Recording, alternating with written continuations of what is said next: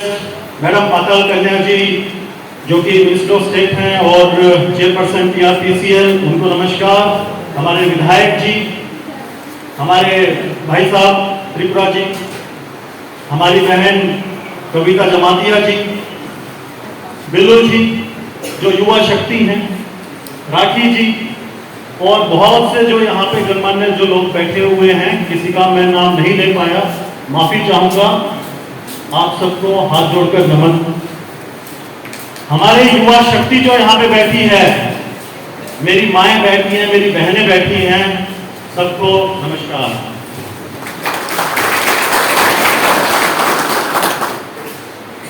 मैं यहाँ पे जो आया, एक पार्टी की तरफ से नहीं आया, मैं एक विचारधारा की तरफ से आया। ये कोई विचारधारा है, मुझे वहां जाना चाहिए। वो विचारधारा क्या है? जब मैं यहां पे आया तो मैंने देखा युवा शक्ति। अभी हमारे भाई साहब बोल रहे थे, हमारा जो मुल्क है, हमारा जो देश है, जो हमारे भाई ने बोला, अभी रोंगटे खड़े हो जाते हैं जब हमारे देश का नाम आता है हमारे दिल में। हमारा भारत देश 65% जो हमारे पूरे देश का जो पॉपुलेशन है, that is of youth. It is the most youngest country in the world. सबसे युवा देश है हमारा भारतवर्ष। हमें इस चीज पर फख्र होना चाहिए। ये हमारी आग है, आग। युवा शक्ति जो हमारी आग है, आग, वो आग जला भी सकती है और बना भी सकती है। अब हमारे त्रिपुरा में क्या हो रहा है उस चीज को लेके? जो युवा शक्ति की जो आग है, उसको बहुत से लोग चाहते हैं कि वो प्रदेश को जला दे, लेकिन ऐसा नहीं होने देंगे हम लोग। जब तक आप जो युवा यहां पे बैठे हैं, एक विचारधारा वाले एक युवा यहां पे बैठे हैं, वो आग नहीं लगने देंगे। हम सिर्फ बनाने का काम करेंगे, अपने देश को बनाने का काम करेंगे। जब इस विचारधारा की बात आती है, यह विचारधारा किस चीज से जुड़ी हुई है? जब यह विचारधारा अखंड भारत से जुड़ी हुई है, एक हमारे देश को जोड़ने का जो काम करती है। आज मैं सुबह न्यूज़पेपर में देख रहा था, मोहन भागवत जी ने एक अपना बयान दिया, बहुत ही अच्छा बयान था और उसका बहुत ज्यादा गहन मतलब भी था उस चीज का, कि पिछले 2000 साल के अंदर हमारे अपने लोगों ने अपने ही लोगों को काटा है, जिसके कारण हम लोगों का जो कल्चरल जो डीके है वो हुआ है। हमारा जो कल्चर है, जो हमारा कस्टम है, वो बहुत नीचे चला गया है। यहाँ पे मुख्यतः बहुत लोग जो बैठे हैं वो यहाँ पे इंडिजिनियस पीपल हैं। लोग उनको आदिवासी बोलते हैं, कोई उनको वनवासी बोलते हैं, लेकिन मैं बोलता हूं जो हमारे इंडिजिनियस लोग हैं वो मूल निवासी हैं, भारत के मूल निवासी हैं आप लोग। अगर आप लोग नहीं हैं तो हिंदुस्तान नहीं है, भारत नहीं है। अगर आप लोगों का डेवलपमेंट नहीं है, भारत का डेवलपमेंट नहीं है, त्रिपुरा का डेवलपमेंट नहीं है और कहीं का भी डेवलपमेंट नहीं है। बहुत जरूरी है। किसी ने पीछे बोला त्रिपुरा मणिपुर जैसा बन जाएगा। क्यों बन जाएगा मणिपुर जैसा? उस इंसान ने यह क्यों नहीं बोला त्रिपुरा दिल्ली जैसा बन जाएगा, इंग्लैंड जैसा बन जाएगा, सिंगापुर जैसा बन जाएगा? कहीं ना कहीं जब ये विचारधारा आती है तो मन में खोट नजर आता है लोगों की। अपने ही लोगों को आप आग में ढकेलने का काम कर रहे हैं। बहुत लोग कहते हैं मोदी जी की वजह से मणिपुर चल रहा है।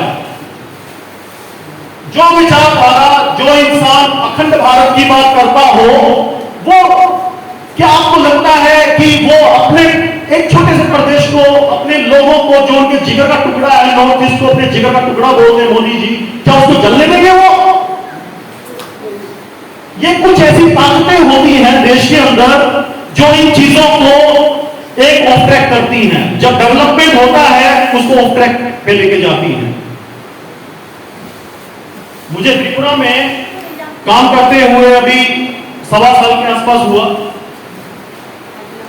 मैं एक विचारधारा को सोचते हुए मैं त्रिपुरा में आया था कि एक विचारधारा ही है, बड़ी बड़ी बातें करते थे वो लोग।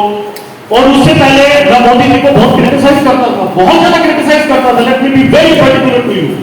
आप मेरे पुराने कभी वीडियो देखोगे तो आपको लगेगा यार ये तो दूसरे किस्म का आदमी है। बिल्कुल रेवोल्यूशनरी बात करता था मैं, जो सही है, गलत है गलत है, नहीं अगर सुन लिया तो मत सुनिए। लेकिन जब मैं पीकेडीसी में आया तो जब मैं उत्थान के बारे में लोगों की बात करने लगा, सुनने लगा उस चीज को, जब मैं दिल्ली गया, मंत्रालयों में मिला, मंत्रियों से मिला, सेक्रेटरी से मिला कि हमारा जो इंडिजिनियस जो लोग हैं या जो नॉन ट्राइबल जो एडीसी में रहते हैं उनका डेवलपमेंट कैसे हो, तो मैं हैरान हो गया कितनी स्कीम्स हैं जो गवर्नमेंट ने बनाई हुई है आप लोगों के डेवलपमेंट के लिए, खासतौर पे युवाओं के डेवलपमेंट के लिए, हमारी माताएं बहनों के डेवलपमेंट के लिए। लेकिन क्या वो स्कीम्स आप तक पहुंच पाती हैं? क्या जिनको आप चुन के आपने जो भेजा हुआ है, क्या वो उस स्कीम को लागू कर रहे हैं? मैंने फिर इसको एनालाइज किया। मैंने देखा कि जो स्टेट गवर्नमेंट है वो उन चीजों को इंप्लीमेंट कर रही है, करना चाह रही है, लेकिन एडीसी के अंदर ये चीजें नहीं इंप्लीमेंट हो रही थी। वहां मैंने एडीसी के अंदर लास्ट ईयर के अंदर एक टीटीएडीसी ड्रग अवेयरनेस और रिहेबिलिटेशन कमेटी का मैंने गठन किया। हमारे आदरणीय जो सीओ साहब हैं सीके जमातिया जी, उनके साथ मिलकर, बहुत अच्छे वाइब्रेंट ब्यूरोक्रेट हैं आपके स्टेट के सीके जमातिया जी जो सीईओ है टीटीएडीसी के। हर चीज में जहां पे डेवलपमेंट का बात आता है हमेशा सबसे पहले खड़े होने वाला अफसर है वो। मैं चीज बता देता हूं आप लोगों को। मैंने बोला उनको कि सर ऐसे ऐसे करना है, बोले करिए राठी जी। हमने किया उस चीज को। जितना भी जो रिहेबिलिटेशन सेंटर था, मैं जब भी छुट्टी होता था, मैं शाम को जब फ्री होता था या सैटरडे संडे को, मैं त्रिपुरा में अपने घर वालों को सबको छोड़ के मैं 22 दिन यहाँ पे रहता था। 22 दिन, 30 में से 22 दिन में यहाँ पे। आप लोगों के साथ कुछ अटैचमेंट है, मुझे नहीं पता क्या अटैचमेंट है वो, लेकिन है जमीन के साथ कुछ अटैचमेंट, कुछ भी हो सकता है। जब मैं युवाओं के साथ वहां पे जाता था ड्रग रिहेबिलिटेशन सेंटर में, युवा मुझे मिलते थे, लड़के लड़कियां मुझे मिलते थे, आपके त्रिपुरा साहब, इवन बंगाली मुझे मिलते थे वहां पे, जिनका एज ग्रुप कितना होता था 12 साल से लेके 24-25 साल तक। मैं उनके साथ बैठता था, मिला, उनके बारे में जाना, क्या प्रॉब्लम है आप लोगों का, वो सब बताते हम कैसे आए इस चीज के अंदर, और अगर हम यहां से निकल जाएंगे तो सर हमारे लिए क्या है आगे। हमें कुछ अपने भविष्य के लिए चाहिए, हमें कोई रोजगार चाहिए ताकि हम दोबारा से उस चीज में ना आ पाए। वो चीज स्ट्राइक हुआ। मैं वापस दिल्ली गया। दिल्ली जाके मैंने एनएसडीसी में बात किया, नेशनल स्किल डेवलपमेंट कॉर्पोरेशन, जो कि हमारे आदरणीय प्रधानमंत्री जी का पेट प्रोजेक्ट है। नेशनल स्किल डेवलपमेंट कॉर्पोरेशन जो कि एम करता है जितना जो हमारा युवा है उनको रोजगार देने का। उसके माध्यम से मैं बड़ा भटका। फाइनली जो सीईओ अपना एनएसडीसी के थे उनसे मैंने बात किया, कुछ ऑर्गेनाइजेशन से बात किया। उन्होंने बोला कि राठी जी, हम त्रिपुरा में आपका एडीसी में पूरे इंडिया का 2nd नंबर का जो सबसे बड़ा इंटरनेशनल स्किल सेंटर उसको खड़ा करेंगे। पहला जो इंटरनेशनल स्किल सेंटर है वो प्रधानमंत्री जी की कॉन्स्टिट्यूएंसी में है, बनारस के अंदर। दूसरा खुमलुंग में बन रहा है, मैं लेके आया। अच्छा, इंटरनेशनल स्किल सेंटर का क्या था, हमारा जो युवा जो है उसको आउट ऑफ इंडिया रोजगार मिलना है, बाहर विदेश में जो उनका ट्रेनिंग होगा, फ्री में ट्रेनिंग है, वो भारत सरकार उसको कराती है। उनका रोजगार होगा बाहर, आउट ऑफ इंडिया। तनख्वाह 1 लाख, 1.5 लाख, 2 लाख रुपए उनको महीने का तनख्वाह मिलता है। उनका जीवन की दिशा दशा बदल सकती है, अपने परिवार की दिशा दशा बदल सकते हैं, अपने समाज की दिशा दशा बदल सकते हैं उस पैसे से। वो सीईओ एनएसडीसी दिल्ली से फ्लाई करके यहाँ पे आए एडीसी में। हमने बहुत स्वागत किया उनका, हमारे सीईओ साहब ने, हमने, हमारे कुछ ईएम साहब हैं, उन लोगों ने स्वागत किया। उसके बाद क्या हुआ, हमारे जो चीफ एग्जीक्यूटिव मेंबर साहब हैं वो फाइल पे बैठ गए। उन्होंने वो फाइल क्लियर नहीं होने दिया। 10-15 बार मैंने उनको पूछा, सर क्लियर कर दीजिए, हमारे सीओ साहब ने बोला क्लियर कर दीजिए, नहीं किया। बहुत चीजें हुई, डायग्नोस्टिक सेंटर्स आए जिसके अंदर जो पिपरासा है उसको जीपी हॉस्पिटल जाने का जरूरत नहीं था अपने टेस्ट के लिए, फ्री में उनका टेस्ट घुमलुम में हम करवा रहे थे और धीरे धीरे जितना भी जो एडीसी एरिया हर जगह हम उनका फ्री में करवा रहे थे, लेकिन नहीं होने दिया। वो कौन, वो कह रहे पैसा कहां से आएगा? पैसा भारत सरकार पैसा दे रही है, भारत सरकार के पास बहुत ज्यादा स्कीम्स हैं। आप एजुकेशन का बात करेंगे, हेल्थ का बात करेंगे, मैं आपको बताता हूं, अभी परसों राष्ट्रीय शिक्षक दिवस था, मैं गया वहां पे। नेशनल एजुकेशन पॉलिसी जो 2020 आया है, इससे पहले एजुकेशन पे किसी सरकार ने ध्यान नहीं दिया। लास्ट एजुकेशन पॉलिसी था 1986 में था, वो 1986 में किसी ने एजुकेशन की तरफ ध्यान ही नहीं दिया किसी सरकार ने। 34 साल बाद मोदी जी के विजन ने उसको साकार किया और नेशनल एजुकेशन पॉलिसी हमारे देश में आया। बहुत अच्छा पॉलिसी है, कुछ खामियां हैं, लेकिन जैसे जैसे टाइम चलेगा तो खामियां दूर भी होंगी। हेल्थ केयर के अंदर रिफॉर्म्स लेके आई गवर्नमेंट, वो विचार था। आप युवाओं की बात करेंगे, युवाओं के लिए उन्होंने बहुत अच्छे प्लेटफॉर्म बनाए। आज विश्व पटल के ऊपर भारत का नाम है, G20 समिट हो रहा है, अमेरिका का राष्ट्रपति भारतीय प्रधानमंत्री को कहता है मैं आपसे रूबरू होना चाहता हूं, मैं आपसे मिलना चाहता हूं, उनसे रिक्वेस्ट करता हूं, उनसे टाइम मांगता है। अमेरिका का राष्ट्रपति भारत के हमारे प्रधानमंत्री जी से अमेरिका समय मांग रही है भारत से। कितनी गर्व की बात है आज हमारे लिए वो चीज। कैसे हो पाया वो सक्षम? एक विचारधारा, जो एक नेक विचारधारा थी, जो एक दिल की जुड़ी हुई विचारधारा थी, जिसने सोचा कि मैं अपने जनमानस का कल्याण करना चाहता हूं, वो विचारधारा। अब जब ये हमने एनएसडीसी का बात किया, जब मैंने देखा उस चीज को, मैंने फाइनली, मेरी आत्मा ने कहा कि मैं छोड़ दूं उसको, जो इन लोगों का जो संपर्क चल रहा है।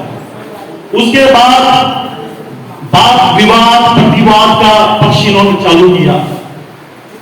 अभी कल मैंने देखा किसी फेसबुक पे लिखा हुआ, सीएम साहब ने, एनएसडीसी तो प्राइवेट ऑर्गेनाइजेशन है, 3 महीने का ट्रेनिंग है, कौन नौकरी देता है? मुझे हंसी भी आई, मुझे दुख भी हुआ। हंसी मुझे इसलिए आई कि उस आदमी जो है उसको पता ही नहीं है कि भारत जो हमारा देश है उसमें स्कीम्स क्या क्या चल रही है, भारत गवर्नमेंट की क्या क्या स्कीम्स हैं। दुख मुझे इस बात का हुआ कि इस प्रकार का आदमी आप लोगों के ऊपर बैठा हुआ है, जिसको खुद नहीं पता किसी चीज का, तो वो आप लोगों को क्या दिशा देगा वो? तो बहुत जरूरी है, मैं हमेशा यही सोचता हूं कि जिस प्रकार की एक विचारधारा, जिस प्रकार का एक नेता आपके प्रदेश में बैठा है, डॉक्टर प्रोफेसर मानिक साहब जैसे जो एजुकेटेड हैं, जो करप्शन फ्री हैं, उसी प्रकार का कोई विचारधारा का आदमी डीकेडीसी में भी आगे बैठे, उसी प्रकार का आदमी बैठना चाहिए वहां पे। और टीटीएडीसी के अंदर कंप्लीट रिजल्ट होना चाहिए उस चीज का। युवा शक्ति है जो चीज में बदल सकती है उस चीज को। आप सवाल जवाब कर सकते हैं, क्योंकि आपके भविष्य का सवाल है ये। आप लोगों के पास जीवन पड़ा हुआ है। बहुत से लोग हैं जो यहाँ पे 70 साल का हो गया है, कोई 75 साल का हो गया, उन्होंने अपना जीवन देख लिया, लेकिन आप लोगों का भी जीवन है, आप लोगों का भी बच्चा है। जब बड़ा होगा वो आपसे सवाल पूछेगा, आप किस विचारधारा के साथ थे मेरे पिताजी, मेरी माताजी, आप किस विचारधारा के साथ में थे कि आज मेरा भविष्य ऐसा है? अगर उसका भविष्य बिगड़ गया, आपको गाली देगा सारी जिंदगी को, आपका बच्चा आपको गाली देगा। बहुत जरूरी है, इसीलिए अच्छी विचारधारा को चुनिए, अच्छी विचारधारा के साथ चलिए, बहुत जरूरी है ये चीजें। अब कल कुछ मीडिया वाले लोग मुझे मिले, कहते हैं आपके सीएम साहब ने हमें बुलाया, आप हमें कह रहे हैं कि आप पैसा लो और चलाओ कि कैप्टन साहब त्रिपुरा से लड़कियां लेके और दिल्ली में सप्लाई करता है, दिल्ली त्रिपुरा का लड़की लेके दिल्ली में सप्लाई करता है। मेरा जो खून है वो देश के लिए है, मेरे घर में भी बहन बेटी है, मेरी मां है, त्रिपुरा में हमारी बहन बेटी मां है, मैं उनको संपर्क मानता हूं। जैसे मेरी मां बहन बेटी, वैसे ही ये मेरी बहन मां बहन बेटी। मेरा जो खून है उसने देश को दिया है। मेरे घर से बहुत लोग देश के लिए शहीद हुए हैं। हमने देश के लिए कुर्बानी दी है, ना कि हमने इन चीजों में गए हैं। उसके घर में शायद 2 बेटे हैं, बेटी नहीं है, इसलिए वो बेटी की इज्जत नहीं जानते शायद कि बेटी की इज्जत क्या होती है। फिर बात आती है कैप्टन बाहर का आदमी। कौन से बाहर का आदमी हूं मैं कोई ना तो नेपाल का हूं, ना मैं चीन का हूं, ना मैं पाकिस्तान का, ना अफगानिस्तान का। मैं हिंदुस्तान का हूं, मैं भारतवासी हूं। त्रिपुरा राज्य किसका है? त्रिपुरा कोई चीन का थोड़ी है, कोई बांग्लादेश का थोड़ी है, कोई पाकिस्तान का थोड़ी है। त्रिपुरा भारत का अभिन्न अंग है। जितना हक आप लोगों को त्रिपुरा में है, उतना ही हक मुझे भी त्रिपुरा में है। जितना हक मुझे दिल्ली में है या हरियाणा में है, उतना हक आपको भी दिल्ली और हरियाणा में है। आप लोगों के जो पूर्व मुख्यमंत्री साहब हैं बिप्लब देव जी, वो आज हरियाणा के प्रभारी हैं। उनसे आप पूछिए कि हरियाणा के अंदर उनको कितना प्यार मोहब्बत मिलता है। उनसे बस जाके पूछिएगा, कभी आपसे रूबरू हो तो उनसे पूछिएगा। वो मना नहीं कर सकते कि मुझे प्यार मोहब्बत नहीं मिलता। शायद आप लोगों से ज्यादा प्यार मोहब्बत हम हरियाणा वाले देते हैं उनको। तो बहुत जरूरी है आप लोग सही और गलत का जो अंतर है उसको पहचानें। अब आपकी फाइट की बात आती है। आप लोगों की लड़ाई लड़ी गई इतने टाइम से। आप लोगों के साथ एक सच्चे दिल से कौन खड़ा हुआ? मैं बहुत लोगों से मिला, बात हुआ, मैंने खुद देखा। उसके अंदर 2 लोग बड़े ही अग्रणी रहे हैं उस चीज में। एक तो हमारी बड़ी बहन यहां बैठी हैं, पता करना जमातिया जी। दूसरे एक पिपरागंज स्टेट पार्टी है, उनके अभी विधायक हैं, वो विधायक तो बन गए मोथा से, चितरंजन देवर्मा। लेकिन इन दोनों ही विचारधाराओं को साइडलाइन किया गया क्योंकि ये बड़ी ही साफ दिल वाली विचारधारा थी। इनके पास पैसा नहीं था, लेकिन इन लोगों को साइडलाइन किया गया।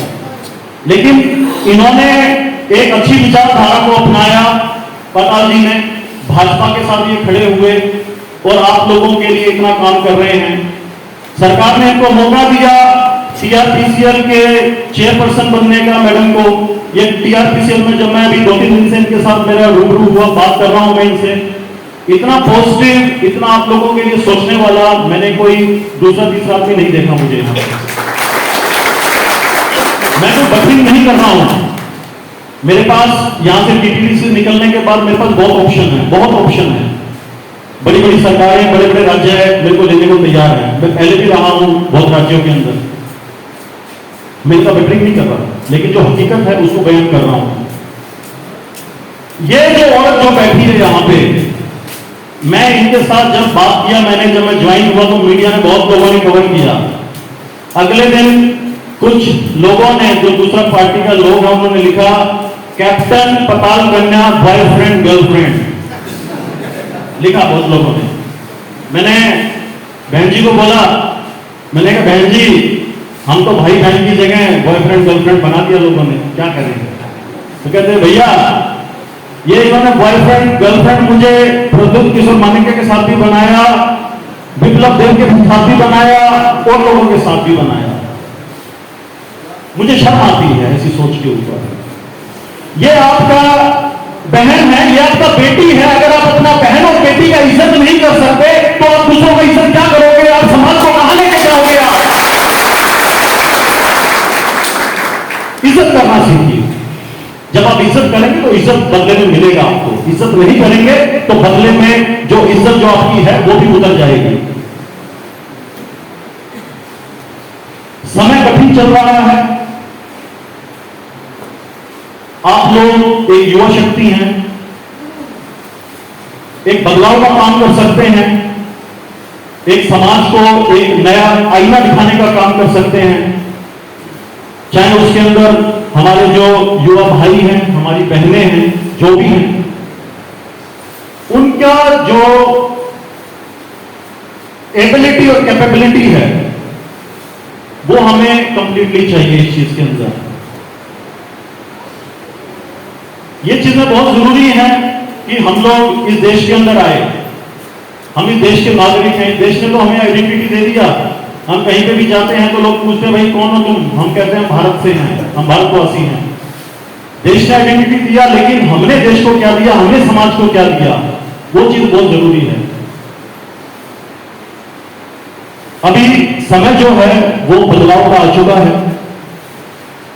आप अपना जो प्रदेश है उसके अंदर बदलाव लाइए, उसको उन्नति की तरफ लेके जाइए, और जो अच्छी विचारधारा है उसका हमेशा स्वागत कीजिए। जो अच्छी विचारधारा है, बहन जी बैठी हैं, विधायक साहब बैठे हैं, भाई साहब बैठे हैं, कविता जी बैठे हैं, बिल्लो भाई बैठे हैं, और राखी जी बैठे हैं, और हमारे इतने लोग बैठे हैं। इन लोगों की जो समकक्ष विचारधारा है इसलिए बैठे हैं सब लोग। आप लोगों की समकक्ष विचारधारा है इसलिए आप सब लोग यहां पे बैठे हैं। You people are development oriented, that's the reason you are sitting over here. You want to think something out of the box, that's the reason you are sitting over here. Otherwise, अगर आपसे मैं फालतू की और बातें करूं, अगर मैं देश से हटके बातें करूं, तो आप लोग नहीं बैठोगे। आप कहोगे अरे फालतू की बातें कर रहा है, आगे अपने चला जाएगा। वो चीजें नहीं है। यहाँ पे आप लोगों का नस्लों का सवाल है, आप लोगों की जो एक फ्यूचर है उसका सवाल है।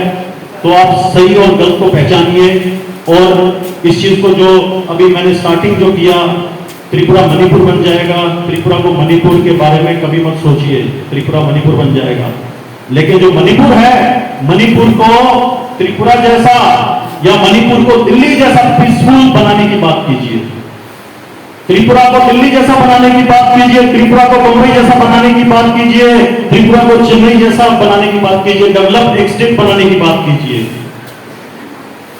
बहुत ही जरूरी है ये सब चीजें। ये ज्यादा मैं समय आप लोगों का लेना नहीं चाहूंगा। आप लोगों ने मुझे बहुत सारा प्यार दिया और मैं इस चीज का बहुत आभारी हूं। और मेरे से जो भी कुछ आप लोगों के लिए बन पाएगा, जो मेरी पर्सनल कैपेसिटी में होगा, जैसे भी होगा, मैं डेफिनेटली आप लोगों के लिए करूंगा। बहन जी बैठी हैं, हमेशा आपके लिए हैं। दादा बैठे हैं, विधायक साहब, और जितने जो लोग बैठे हैं और जितने यहाँ पे लोग बैठे हैं, सब आप लोगों के लिए हैं। लेकिन जो विकास की जो दौड़ है, जो कविता जी ने बोला, मैडम ने, सबका साथ, सबका विकास, सबका विश्वास, ये जो चीजें हैं, जो नारा है, ये नारा नहीं रहना चाहिए। ये हकीकत में बदलाव आना चाहिए कि सबको साथ लेके चलो, सबके विकास की बात करो, सब प्रयास करो। जब तक आप कलेक्टिव एफर्ट नहीं करोगे, जब तक काम नहीं होगा। खानसा खानसा खानसा खानसा खानसा के साथ धोखा ही नहीं होना चाहिए। खानसा को खानसा रहने दो। खानसा के साथ डेवलपमेंट होना चाहिए, विकास होना चाहिए। विकास होगा, विश्वास आएगा, वो चीज है। खानसा के साथ धोखा ही होगा तो फिर धोखा ही होगा, ठीक है। फिर जो नेता बनता है उसको भगा दिया जाएगा। लेकिन जो प्रदेश के अंदर जो आज की डेट में आपका जो लीडरशिप है, बहुत रिस्पेक्टफुल लीडरशिप है, उसका रिस्पेक्ट कीजिए, उनका हाथ मजबूत कीजिए। उनका अगर हाथ मजबूत रहेगा तो देश हमारा मजबूत रहेगा, प्रदेश तो मजबूत रहेगा ही रहेगा, देश हमारा मजबूत रहेगा। मोदी जी जो हैं उनको स्ट्रेंथ मिलेगा उस चीज के अंदर। युवाओं की बात करते हैं, आप सभी लोग मेरे ख्याल से कोई 25 साल का होगा, कोई 30 साल का है, मैक्सिमम टू मैक्सिमम जो युवाओं के अंदर है वो 40 या 42 साल का होगा। लेकिन एक हमारे युवा और भी हैं जो 53 साल के, अपने आपको युवा बोलते हैं, राहुल गांधी जी। तो जिसका रिटायरमेंट हमारे हरियाणा के अंदर 58 साल की उम्र में ग्रुप बी, सी और डी का रिटायरमेंट हो जाता है 58 साल में, तो उनका तो रिटायरमेंट का एज आया हुआ है। तो कहां से वो युवा शक्ति को लीड कर सकता है। तो बहुत अच्छा है, आप लोगों से रूबरू होकर मुझे बहुत खुशी हुई। दिल से आप लोगों का आभार। और मैं दोबारा जो हमारा जो ये पटल बैठा है, इन सबको मैं हाथ जोड़कर नमन करता हूं कि आप लोगों ने मुझे मौका दिया आप लोगों के साथ बात करने का, मेरे विचार प्रकट करने का। और मैं चाहूंगा आप लोग अपना प्यार प्रेम मुझ में रखें और आपस के अंदर सोसाइटी में भाईचारा रखें, किसी के बहकावे में ना आए, अपने प्रदेश को प्रगति की तरफ लेके जाएं, अपने समाज को प्रगति की तरफ लेके जाएं। और जो आपका जो एक टैग जो आप पे लगा हुआ है, इंडिजीनियस जो है, जो एक मूल निवासी हैं, उसको आगे लेके जाएं। और जो ये जो पूरा जो एक समीकरण जो बैठा है ना, बांग्ला तिपरासा, इसको मिला लीजिए, ताकत बना लीजिए इसको, ठीक है, इसको ताकत बनाइए।